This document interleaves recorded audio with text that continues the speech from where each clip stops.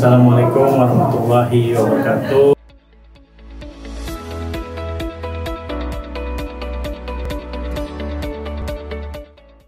Alhamdulillahirrahmanirrahim. Assalatu wassalamu ala asyrafil anbiya'i wal mursalin Sayyidina Habibina wa maulana Muhammadin wa ala alihi washabihi ajma'in. Hari ini saya akan membahas sedikit tentang konsep dasar dalam akuntansi. Apa itu akuntansi, apa saja konsep-konsep dasarnya dan bagaimana prosesnya, secara singkat akan kita cermati.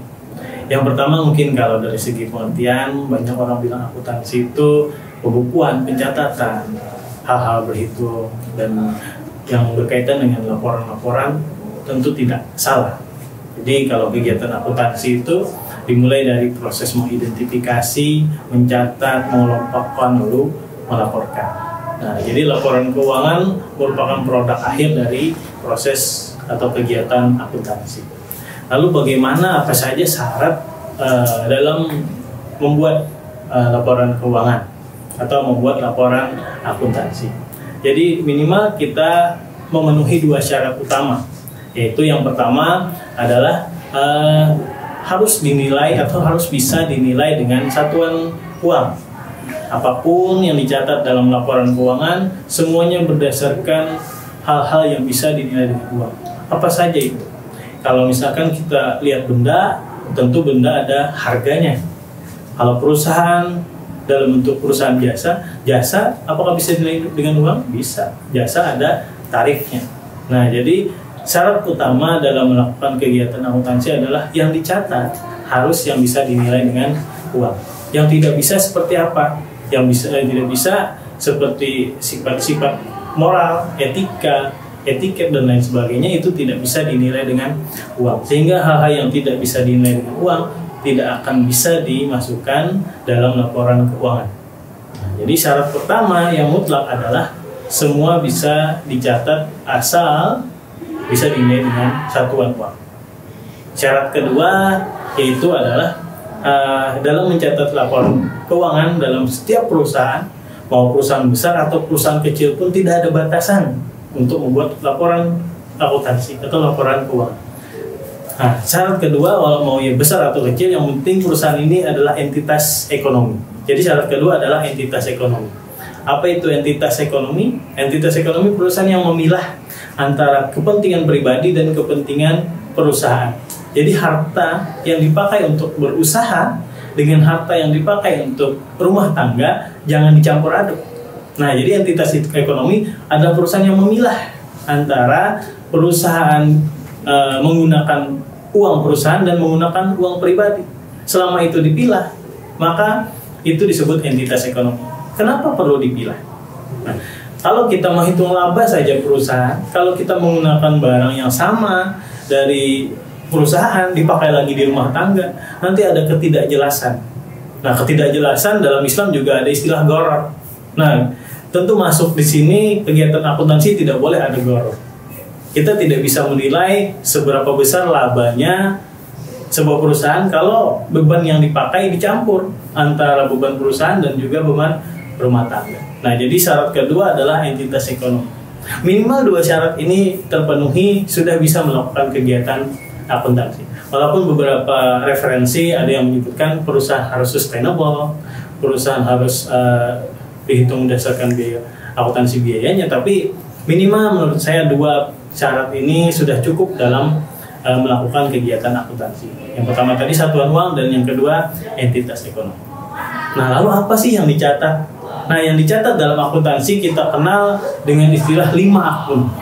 5 akun utama. Yang pertama adalah harta, atau orang juga bisa bilang itu aset. Jadi kalau harta dan aset itu sama. Ya. Yang kedua adalah kewajiban. Kewajiban ada juga yang menyebutkan utang. Jadi kewajiban dan utang adalah satu unsur yang sama. Yang ketiga modal. Nah, kalau modal juga ada nama lainnya, yaitu ekuitas. Sama saja modal dan ekuitas. Yang keempat pendapatan. Yang kelima beban. Nah, kita akan menyisir satu persatu, mempelajari dan memahami satu persatu 5 akun ini. Yang pertama harta. Harta itu adalah semua kekayaan yang dikuasai atau dimiliki perusahaan. Tentu kita kembalikan lagi ke asumsi dasar yang pertama. Hartanya bisa dinilai dengan uang dan bukan gabungan dari kepentingan pribadi dan kepentingan perusahaan. Harta itu apa? Semuanya. Yang bisa dinilai uang, perusahaan punya mobil, perusahaan punya kantor, punya bangunan, itu semuanya adalah harta. Tapi harta tidak selalu berwujud. Ada juga harta yang tidak berwujud, seperti piutang. Nah, ada lagi harta yang tidak berwujud seperti goodwill. Banyak sekali harta. Yang jelas kategori harta garis bawahnya adalah semua yang dimiliki atau dikuasai oleh perusahaan. Semuanya. Nah, yang kedua adalah hutang atau kewajiban. Hutang atau kewajiban ini adalah sumber dari harta tadi. Jadi kita bisa kembali ke harta kalau hutang adalah sumbernya. Misal perusahaan punya mobil, tapi mobilnya kredit di bank. Apakah bank boleh mengakui perusahaan itu mempunyai mobil? Boleh. Dia punya harta mobil, tapi sumber harta adalah hutang. Jadi hutang adalah sumber kekayaan perusahaan yang berasal dari pinjaman atau transaksi kredit. Atau bisa dibilang hutang dari sumber orang lain. Yang ketiga adalah modal. Nah, kebalikan dari hutang. Kalau modal, ini adalah sumber kekayaan perusahaan tadi, harta tadi, yang sumbernya dari milik pribadi pemilik perusahaan atau pemegang saham perusahaan.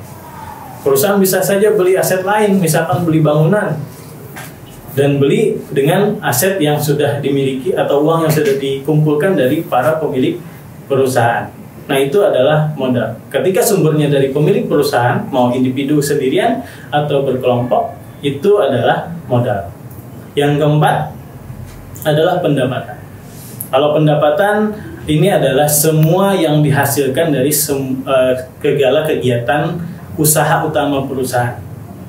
Nah, jangan salah paham ketika pendapatan harus selalu dinilai dengan uang. Tidak.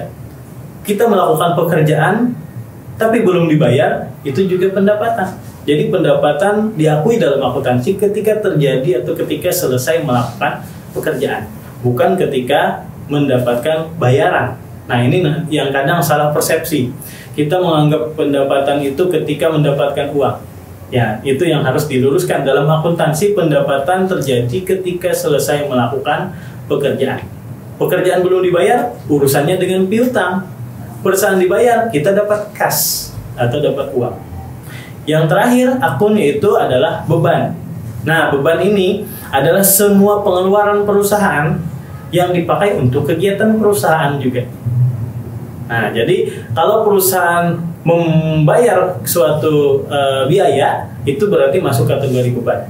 Tapi ingat, yang kadang salah kaprah juga, ketika membeli barang, itu bukan beban. Misalnya kita membeli peralatan kantor, bukan beban peralatan kantor, tapi itu adalah biaya pembelian peralatan kantor. Apa bedanya? Kalau beban ini dibayar ketika kita sudah memakai jasa atau kegiatannya. Contohlah seperti listrik, kita sudah pakai listrik, bayar kemudian, itu juga salah satu contoh. Tapi kalau membeli sebuah benda, ini cuma perubahan bentuk. Yang tadinya bentuknya adalah uang atau kas, membeli barang, uang tadi berubah menjadi barang tersebut. Membeli mobil, uang berubah menjadi mobil. Membeli peralatan kantor, uang tadi berubah jadi peralatan kantor. Jadi jangan salah paham, untuk beban, untuk pembelian bukan masuk kategori beban. Nah, mungkin itu yang bisa saya sampaikan terkait dengan konsep dasar dalam akuntansi, yaitu kita bicara tentang asumsi dasar, hal-hal dasar yang menjadi syarat ketika melakukan kegiatan akuntansi, dan yang kedua adalah hal-hal yang dicatat dalam kegiatan akuntansi yang terdiri dari 5 tadi: harta, utang, modal, pendapatan, dan beban. Baik, terima kasih. Wassalamualaikum warahmatullahi wabarakatuh.